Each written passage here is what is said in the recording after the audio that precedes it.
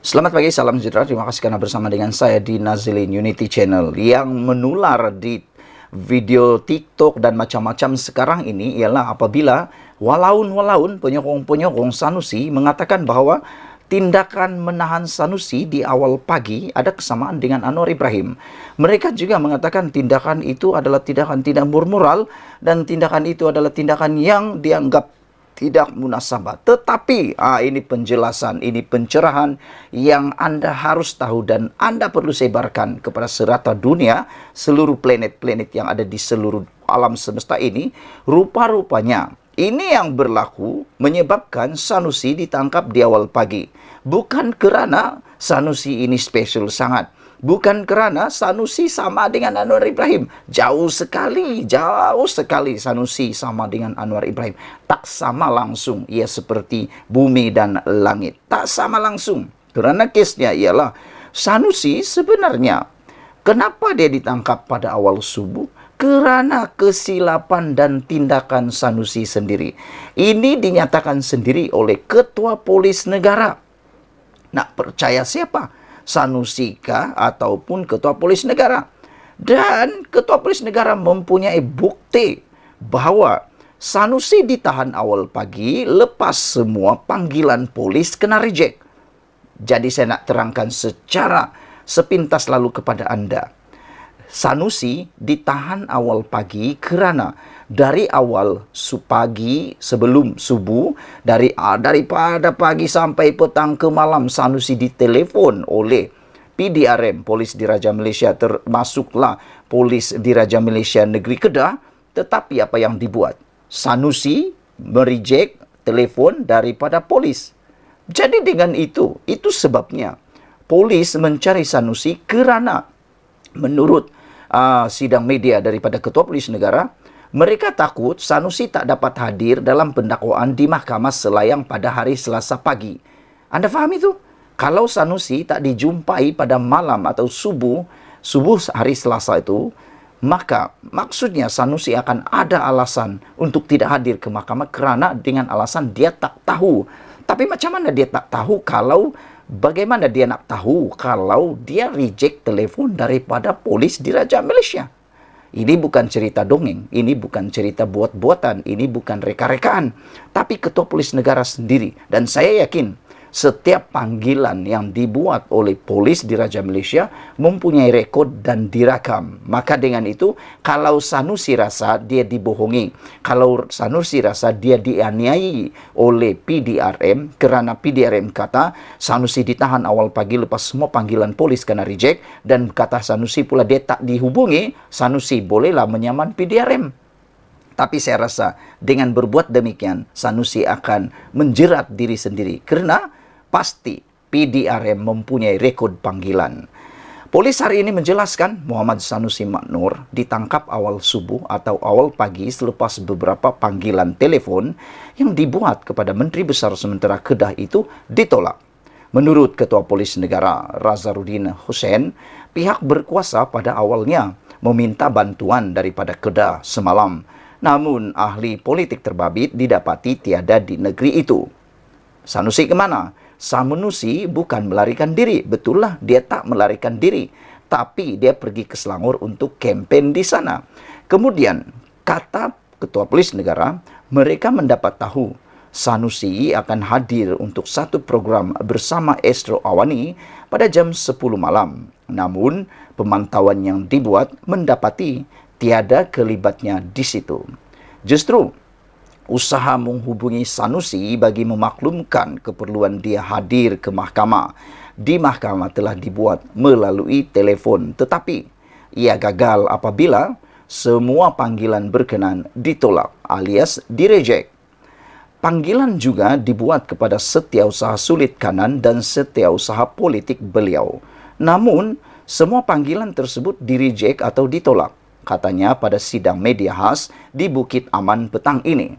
Maka dengan itu, kita ada 3 bukti yang menunjukkan Sanusi mereject telefon daripada Polis Diraja Malaysia. Dan telefon daripada PDRM ini sebenarnya hanya untuk mengingatkan Sanusi bahawa beliau perlu hadir ke Mahkamah Session di selayang untuk mendengar pendakwaan terhadap beliau. Namun, oleh kerana tidak boleh dihubungi, maka polis terpaksa bertindak untuk mencari beliau dan membawa ke untuk ditahan supaya beliau benar-benar sah muktamad untuk dapat hadir ke mahkamah pada hari Selasa kemarin. Dan bukti yang kedua ialah apabila Setiausaha Sulit Kanan Sanusi juga telah pun ditelepon. Tetapi yang hairannya, mengapa Setiausaha Sulit Kanan Sanusi ini pun reject telefon tersebut. Lepas tu polis telefon lagi Setiausaha Politik beliau pula. Ini pun reject telefon juga. Kita boleh terimalah kalau kata Sanusi itu sibuk. Ialah Sanusi itu kan menteri besar yang cemerlang.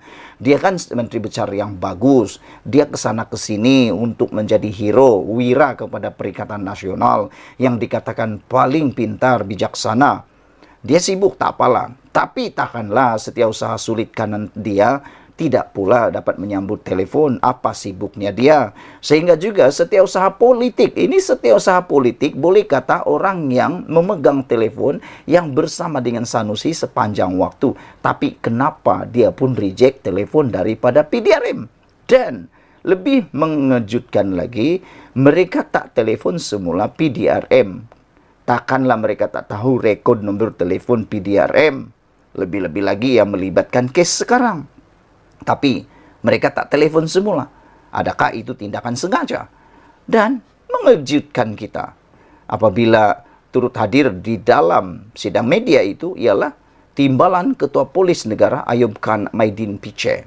Saudara-saudara sekalian, jelas Razarudin berdasarkan laporan berita Sanusi mendakwa dia tidak dimaklumkan akan didakwa, namun sebenarnya usaha polis menghubungi pengarah pilihan raya PN itu yang ditolak. Jadi kantoilah Sanusi kan. Apabila Sanusi kata dia tak dimaklumkan, dia tidak diberitahu. Tapi rupa-rupanya bukan tak diberitahu. Dia yang tak sambut telefon dan dia menolak untuk dihubungi melalui telefon. Terdahulu Sanusi diberkas pasukan anggota polis di sebuah premis di Kuala Lumpur kira-kira jam 3 pagi dan ia mengundang rasa kurang senang sesetengah pihak. Semalam media melaporkan watak utama yang sering muncul dalam ceramah politik PN itu akan didakwa ekoran kenyataannya yang menyentuh isu Raja-Raja Melayu. Saudara-saudara sekalian, apa yang berlaku sebenarnya ialah PDRM akhirnya dapat mengesan Sanusi di Monkiara. Ceritanya seperti ini. Saudara, apa yang dinyatakan oleh Ketua Polis Negara, beliau mempertahankan tindakan polis. Razarudin berkata, Sanusi disiasat mengikut Section 4 dalam kurungan 1 Akta Hasutan, yaitu kesalahan yang membolehkan seseorang itu ditangkap pada bila-bila waktu. Saudara-saudara sekalian, maka disebabkan kita polis tidak dapat menelpon dia, kata Ketua Polis Negara, bagi memaklumkan mengenai pendakwaan di mahkamah, kita cuba mencari dan dapat. Kita cuba mencari, kata Ketua Polis Negara. Dan akhirnya mereka menjumpai Sanusi kira-kira jam 2.30 pagi di kawasan Monkiara. Anda nak salahkan PDRM kenapa? Kita patut memuji usaha PDRM ini mencari orang yang sepatutnya. Mereka bukan mau tangkap Sanusi. Mereka bukan untuk menganiaya Sanusi. Tapi mereka memudahkan kerja negara. Mau memudahkan kerja Sanusi. Karena Sanusi kata dia tak tahu, dia tak maklumkan. Jadi PDRM telah mengambil inisiatif sendiri mencari Sanusi sehingga jam 2.30 pagi di kawasan Monkiara baru dijumpai. Bukankah itu perlu kita puji? Ini Anda kecam, kenapa? Itu persoalannya. Saudara-saudara sekalian, itulah dia pendedahan, pencerahan mengapa polis menahan Sanusi di awal pagi. Rupa-rupanya ini yang Sanusi tak pernah beritahu. Semua panggilan polis di-reject. Kita jumpa lagi. Malaysia kita punya, kita jaga sama-sama, cintai Malaysiaku. Bye-bye. Salam sejahtera, terima kasih kerana bersama dengan saya di Nazilin Unity Channel. Memang nasib Sanusi Maknur malang semalang-malangnya. Rupa-rupanya saudara-saudara sekalian, ini pendedahan dan penerangan kepada Anda. Ini pencerahan kepada Anda bahawa Sanusi memang tak ada harapan langsung lagi untuk menjadi Menteri Besar Kedah dan juga untuk menjadi calon PRN pada kali ini. Saya akan terangkan kepada Anda berdasarkan tulisan seorang pengamal undang-undang yang terkenal di Malaysia, apa masa depan dan apa nasib yang akan menimpa Sanusi Maknor selepas beliau didakwa dengan 2 pendakwaan berkaitan dengan kes hasutan. Saudara-saudara sekalian, ada yang menjangkakan Tuan Mat Tuan Ibrahim, Timbalan Presiden PAS, mengatakan bahawa Sanusi akan terus dicalonkan sebagai calon utama dalam PRN di Kedah. Rupa-rupanya ini menjadi kerisauan besar kepada penganalisis politik kerana mereka kata nasib Sanusi memang di hujung tanduk dan kalau Sanusi kalah di dalam pertuduhan berkaitan dengan hasutan tersebut, Sanusi sah akan hilang status Menteri Besar dan adun jika beliau akan didapati bersalah dalam 2 pertuduhan itu. Saudara-saudara sekalian, Menteri Besar Kedah, Datuk Seri Muhammad Sanusi Maknor, tidak bermasalah untuk bertanding pada pilihan raya DUN Kedah nanti, walaupun berdepan 2 pertuduhan di bawah akta hasutan di Mahkamah Session Selasa lalu. Bagaimanapun, Peguam Muhammad Hanif Katri Abdullah berkata, penyandang Dewan Undangan Negeri DUN Jeneri itu berisiko hilang status sebagai Menteri Besar Kedah dan kerusi DUN yang mungkin dimenangi beliau pada PRN nanti. Jelasnya, senario itu hanya benar-benar berlaku jika Sanusi sabitkan bersalah dan dijatuhkan hukuman melebihi hak atau had hukuman yang membawa kepada ketidaklayakan untuk menjadi wakil rakyat.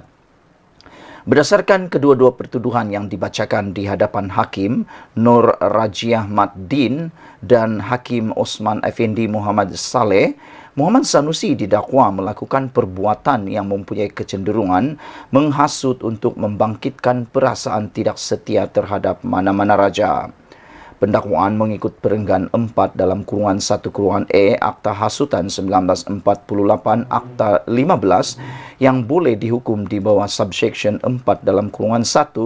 Akta yang sama memperuntukkan denda maksimum RM5,000 atau penjara maksimum 3 tahun atau kedua-duanya sekali jika sabit bersalah. Meskipun hipotesis kemungkinan Sanusi bersalah bersifat pramatang, tetapi amat penting untuk mengetahui beliau berisiko besar terdedah kehilangan kerusi pilihan raya yang bakal dimenanginya pada PRN Kedah maupun jawatan Menteri Besar yang dijangka kekal disandang beliau jika PN kekal mentadbir Kedah. Jangkaan itu terpakai sekiranya kadar hukuman dijatuhkan terhadap beliau melebihi syarat kelayakan wakil rakyat di bawah perkara 48 dalam kurungan 1 kurungan I Perlembagaan Persekutuan yang memperuntukkan individu itu hilang kelayakan sebagai ahli parlimen jika disabit kesalahan dan dihukum penjara lebih setahun atau denda tidak kurang daripada RM2,000 serta tidak mendapat pengampunan bebas. Peruntukan sama turut wujud di bawah perkara 47 pasal 1 dalam kurungan I Perlembagaan Undang-Undang Tubuh Negeri Kedah. Namun, saya percaya Muhammad Sanusi masih boleh mempertahankan diri dengan pendakwa raya perlu menunjukkan bukti kukuh, ujarnya. Ujar Muhammad Katri Abdullah kepada Sinar Premium pada hari Selasa lepas. Saudara-saudara sekalian, jika Anda memikirkan bahawa Sanusi mungkin boleh mendapatkan pengampunan terhadap kes ini, Anda perlu berfikir dengan lebih jelas kerana kes ini dibicarakan di selayang Selangor. Maka dengan itu, Sanusi kalau mau memohon pengampunan, perlu mendapatkan pengampunan di mana beliau dibicarakan, yakni daripada Sultan Selangor itu sendiri. Jadi, memang tidak ada harapan kepada Sanusi untuk memohon pengampunan kepada Sultan Selangor kerana yang murkah itu ialah Sultan Selangor sendiri. Bukti Sultan Selangor murka apabila Sultan Selangor sendiri bertitah bahawa selepas Sanusi memohon maaf mengirimkan warkah meminta pengampunan daripada Sultan Selangor, Sultan Selangor mengatakan isu itu belum selesai. Ini membawa maksud isyarat yang jelas Sultan Selangor telah murka. Dan kalau Sanusi didapati bersalah dan Sanusi mengharapkan pengampunan bebas daripada negeri yang beliau dibicarakan, yakni Sultan Selangor atau negeri Selangor, maka tiada harapan untuk Sanusi mendapatkan pengampunan tersebut. Saudara-saudara sekalian, peruntukan sama turut wujud di bawah perkara 47 dalam pasal 1 dalam kurungan I Perlembagaan Undang-Undang Tubuh Negeri Kedah. Namun saya percaya Muhammad Sanusi masih boleh mempertahankan diri dengan pendakwa raya perlu menunjukkan bukti kukuh. Mengulas dakwaan Muhammad Sanusi bahawa ia cubaan pembunuhan karakter politik, Muhammad Hanif Katri menjelaskan pengarah pilihan raya Perikatan Nasional PN itu boleh membangkitkan perkara tersebut sewaktu perbicaraan mahkamah berlangsung. Tidak kira sama ada pendakwaan ke atasnya bersifat jahat, curang atau berbentuk pembunuhan karakter politik, beliau boleh membangkitkan isu itu di mahkamah dan meminta peguam membuktikannya. Segala perkara yang berkait dengan kes atau isu yang memberi kesan kepada integriti beliau perlu dibangkitkan di mahkamah, memandangkan segala percakapan di luar mahkamah tidak akan memberi kesan kepada keputusan hakim. Jelasnya, permohonan pendakwa raya untuk mahkamah menghalang Muhammad Sanusi memberi komen umum berkaitan kes itu di luar mahkamah adalah tidak munasabah, tidak wajar dan mengganggu hak tertuduh sekiranya ia difailkan. Bersamaan kes 1998 sementara itu, penganalisis politik veteran Dr. Ahmad Aturi Hussein menyifatkan kes penangkapan Muhammad Sanusi di awal pagi adalah sedikit persamaan dengan kes penahanan Perdana Menteri Datuk Seri Anwar Ibrahim selepas dipecat daripada timbalan Perdana Menteri pada tahun 1998. Bagaimanapun, pada pandangan saya, kes walaupun hampir sama, tetapi saya percaya agak sukar untuk pendakwa raya membuktikan bahawa apa yang menurut daripada seorang penganalisis politik ini, beliau kata Sanusi ini dianggap bintang politik PN paling menyinar. Tapi pada pendapat saya, dia menyinar kerana dia cukup berani untuk berkata-kata, bukan kerana kecemerlangan ataupun apa-apa yang lain. Saudara-saudara sekalian, itulah nasib Sanusi selepas ini. Kalau Sanusi kalah dalam kes ini, beliau akan hilang status Menteri Besar dan adun jika bersalah. Sekian dulu, ikuti terus ulasan selepas ini.